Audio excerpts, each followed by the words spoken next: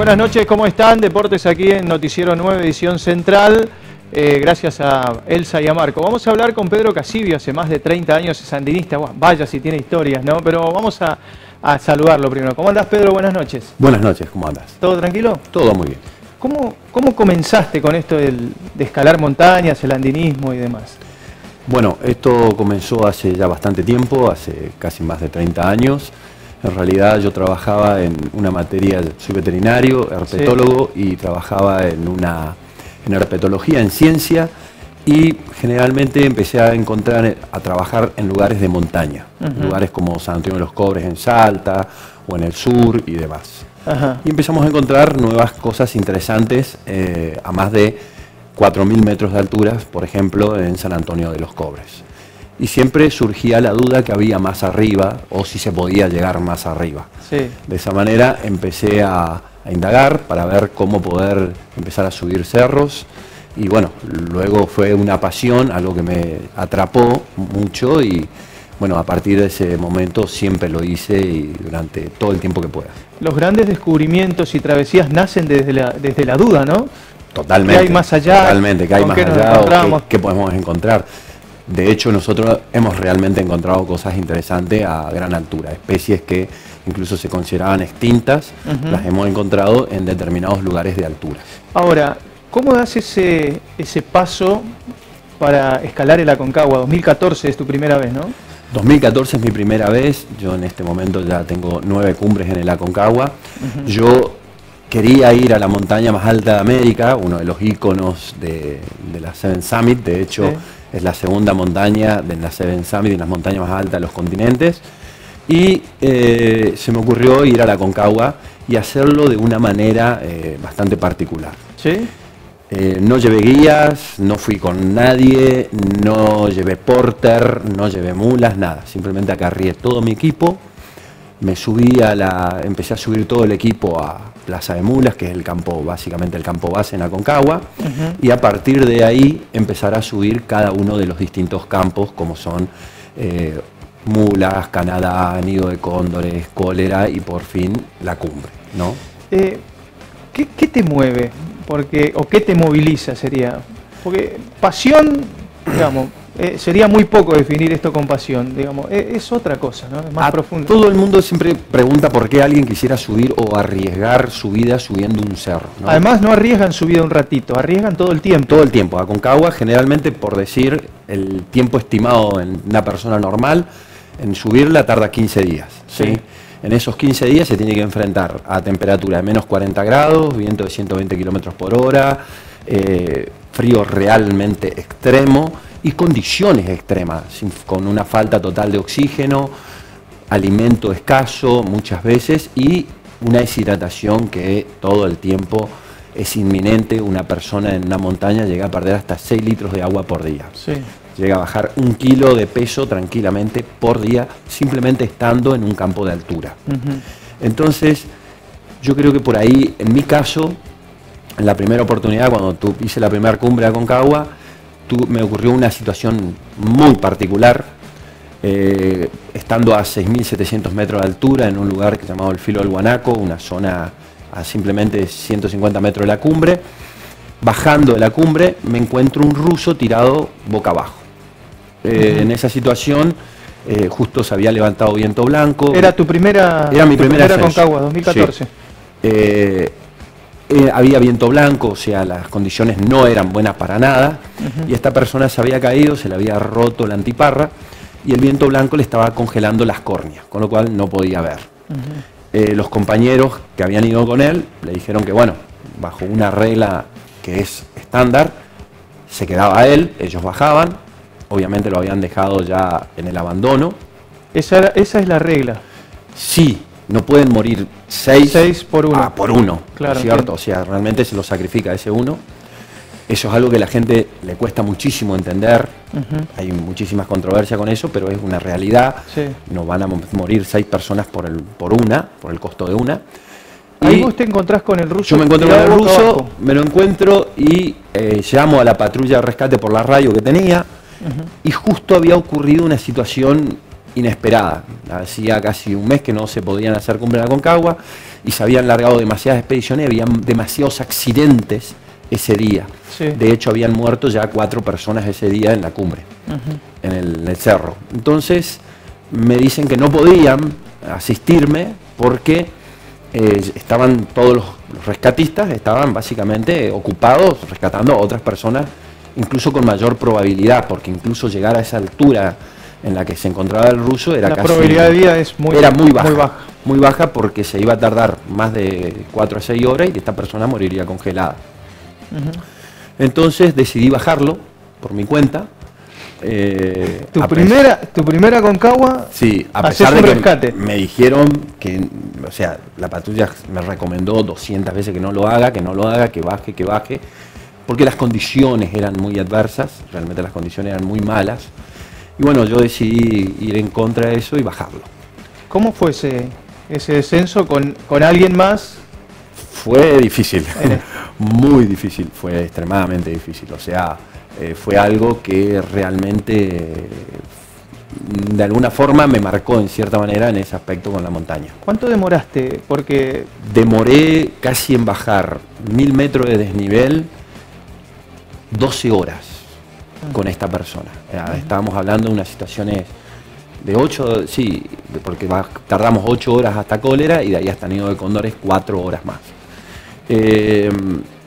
Esta persona ya se encontraba con edema pulmonar, se le habían llenado de líquido los pulmones, con lo cual se le dificultaba horrorosamente bajar, no descendía, básicamente no caminaba, entonces era casi arrastrarlo todo el tiempo, obligarlo a caminar. Las condiciones realmente eran malas, teníamos viento blanco, o sea, no se veía nada, la visibilidad no era más de medio metro, entonces teníamos que estar guiándonos, viendo por dónde iba y además, digamos, que además la persona baje, ¿no? Ahí en esa altura el paso en falso es el paso en falso. Es el paso en falso, o sea, termina siendo... Termina tu vida. Termina tu vida. Entonces, bueno, logro bajar a esta persona y a partir de ese momento la gente de la patrulla de rescate, con la cual ya había formado un vínculo y habíamos estado en muy buen contacto, me dijeron que por ese accionar, yo la vez que quisiera subir a la Aconcagua, subías con ellos y bajabas con ellos. ¿Con la patrulla? Con la patrulla. Y ahí ahí empecé a hacer ascensos con ellos y desde ahí en más nunca me fui de la Aconcagua. Todos los eneros y febreros me la paso ahí, en la Aconcagua. Todos tus eneros y febreros estás en la Aconcagua. Ayudando a... Ahora, ¿qué disfrutas? Porque no es solo la cumbre, no, es todo el proceso, ¿no? Ni siquiera me importa la cumbre, o sea, si bien trato de todos los años hacerla... ¿No te importa la cumbre? No me importa para nada la cumbre, de hecho, hasta me ha pasado, como el año antepasado, de irme hasta 50 metros de la cumbre y ver una situación y decir, no, bueno, bajemos porque no va a dar y tenemos que llevar a aquellas personas y bajar, estando a 50 metros de la cumbre, o sea, yo disfruto el hacer andinismo, disfruto la montaña. Y no creo que la cumbre sea lo más importante de la montaña. De hecho, ni siquiera lo considero como algo importante. Es verdad que sí, en Aconcagua, generalmente, mientras estoy en ese transcurso, por ahí ayudando en los rescates, haciendo algunas asistencias, escalo generalmente todos los cerros del alrededor. Generalmente subo a cerros como el Bonete, el Manso, el Catedral, el Horcón, que son todos cerros que se encuentran alrededor de la Aconcagua, que los rodean, y después, en un día que las condiciones estén lindas y no tengamos ninguna emergencia, voy a la cumbre. Ahí, Pedro, se pone al límite el cuerpo y la mente, ¿no? Generalmente se pone muy al límite el cuerpo y la mente. Yo suelo decir que ahí las personas conocen realmente de qué están hechas, tienen que superar muchos límites físicos y mentales. Porque una subida no es la misma que la otra. Te vas un enero y febrero del año que viene, nunca es igual. Yo nunca he ido a una Aconcagua, hace ya 10 años, 11 años que voy a la Aconcagua y nunca en mi vida he tenido una Aconcagua igual a otro, un mes igual a otro. Las condiciones pueden estar, o sea, por dar un ejemplo, en el año pasado fue donde más accidente hubo, en un lugar llamado La Canaleta, que es un lugar donde generalmente la gente, es un lugar de precumbre. Sí. La gente sube hasta un lugar llamado La Cueva, en Aconcagua, donde se encuentra con una dificultad muy grande en ese momento, pero está casi a 200 metros de la cumbre, casi la está viendo a la cumbre, pero se encuentra con un lugar llamado la Super Canaleta, que es un lugar, justamente no tiene ese nombre en broma, sino que en realidad es un lugar muy empinado. Y ha ocurrido que canadienses, estadounidenses, rusos y demás, por un mínimo descuido en ese lugar, pero mínimos descuidos, se han ido como un tobogán de hielo y han terminado 200, 300 metros abajo con múltiples fracturas de cráneo, huesos rotos completamente, que a esa altura, sin oxígeno, en esas condiciones, te imaginas que es crítico. Han muerto personas así y hay personas que se han salvado básicamente de milagro. Ahora, Pedro, más allá de la previsibilidad, no podés planificar, digo, porque si cada Aconcagua es distinta, obviamente vas preparado, vas con la mente concentrado al 100%, porque no podés perder concentración, pero uno no puede planificar, no puede decir, mirá, voy a ir hasta acá, llego acá, tanto tiempo demoro. Eso no existe, directamente no existe. Uno va viendo las condiciones que se le presentan a medida que está en la montaña. De hecho, uno no puede decir, voy tal día a tal lugar, a Nido de por ejemplo a Mulas, de ahí me voy a subir equipo a Canadá, de ahí voy a subir a Nido de Cóndores voy a tirar a Cólera y de ahí la cumbre. Eso no existe, porque la montaña es la que decide cuándo vas a poder acceder a algo. Me gustó esa, la montaña es la que decide. Ella es la que decide. Todo el tiempo es la montaña la que va a decidir en qué momento te va a dejar, o te va a dejar un clima o un tiempo determinado para que vos puedas llegar hasta un lugar. ¿Sí? Está bueno eso que decís, porque eso marca un respeto. Sí, hay ventanas que se abren. Todo el tiempo los andinistas están buscando esa ventana. Pero, por ejemplo, puede ocurrir que te subas a Nido de Cóndores, que está a 5.500 metros, y te tuviste que quedar más de 4 días, el cuerpo sufre demasiado desgaste y tengas que bajar a recuperar abajo, y después se abra una ventana.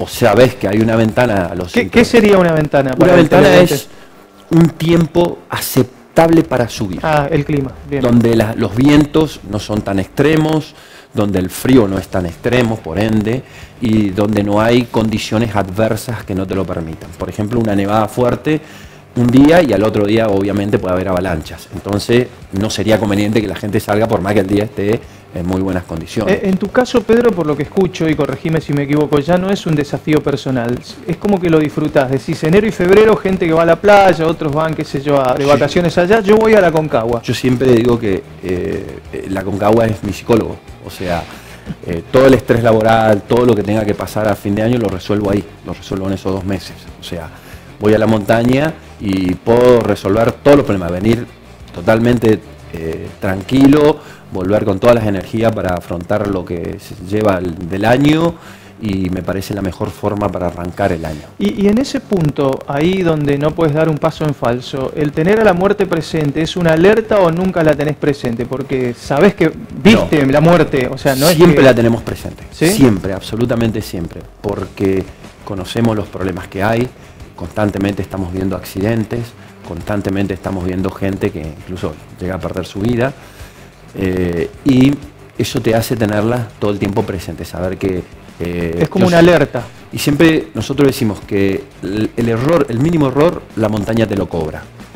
No se la puede subestimar jamás. Jamás se puede subestimar una montaña. No importa la altura que tenga. No tiene que ser el Aconcagua, hay personas que... Yo he bajado personas de montañas de 4.000 metros, que me he ido con amigos a disfrutar un día de montaña y terminar con una situación donde personas quedan varadas en condiciones realmente malas. Y pensar que una torcedura de pie, cualquier situación puede llevarte a un estado crítico, que incluso comprometa tu vida. Entonces, yo no considero que existan ni montañas fáciles, y no tiene que ver con la altura ni con los grados de complejidad, sino que tiene que ver cómo se encara la montaña, qué respeto se le tiene a la misma, y yo creo que siempre hay que tener el máximo respeto cuando uno se encuentra en un ambiente natural. Por lo que me decís, Pedro, por último, me decís, ya no me interesa hacer cumbre, ya no es el objetivo, pero si puedo llegar a la cumbre, viste que las sensaciones no son trasladables, o sea, lo que vos sentís no lo podés explicar más o menos, pero no contarlo, lo tenemos que sentir todos.